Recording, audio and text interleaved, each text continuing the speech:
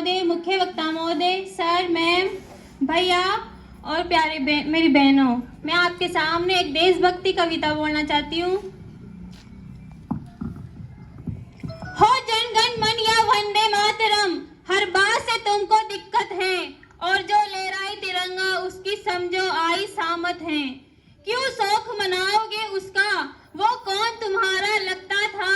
नाथ लाख ना वे मुला ना इशरत, नाथ लाख ना वे मुला ना इशरत, वो तो चंदन गुप्ता था।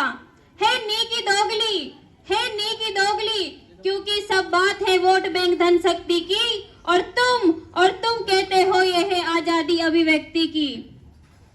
संविधान में लिखा हुआ जिसमें बताया गया है कि देशद्रोह क्या है। संविधान के हिसाब से बात करती हूँ। अनुच्छेद 124 से मुंह खोल के सब कुछ कहता है कि देशद्रोह प्रस्तुति करो संकेतों में भी रहता है। जिससे स्वतंत्र हो वो शब्द लिखित में हो या मौखिक हो। बड़ी बुरी लब सबकी है, अरे बड़ी बुरी लब सबकी है, देशद्रोह आसक्ति की, और तुम कहते हो ये है आजादी अभिव्यक्ति की। अब मुझसे सुनो, हाँ अब मुझसे सुनो, होती क्या है असली आजादी अभिव्यक्ति की। जब सब मिलकर महिला शोषण उत्पीड़न पर आवाज उठाएं, जब सांझ ढले घर की बेटी घर को सकुशल वापस आए, वो होगी फिर बाबूजी असली आजादी अभिव्यक्ति की। जब सरहद पे तैनात सिपाही गली का गुंडा न कहलाए, और मरते दम तक उसकी बीवी हर साल करवा चौथ मनाए, वो होगी फिर बाबूजी असली आजादी अभिव्यक्ति की।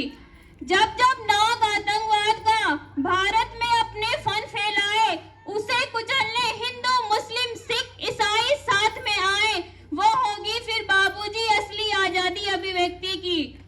और जब भारत के टुकड़े करने वाले अपने टुकड़े गिन ना पाए, घर घर से अफसल लाने वाले पाकिस्तान में फेंके जाएं, वो होगी फिर बाबूजी। और अंत में कविता, और कहे कविता, कविता मेरी जब देश के गद्दारों तक जाए, इसे सुन के उनकी आंखें शर्म और आंसू से झुक जाए, वो होगी फिर बाबूजी असली आजादी अभिव्यक्ति की।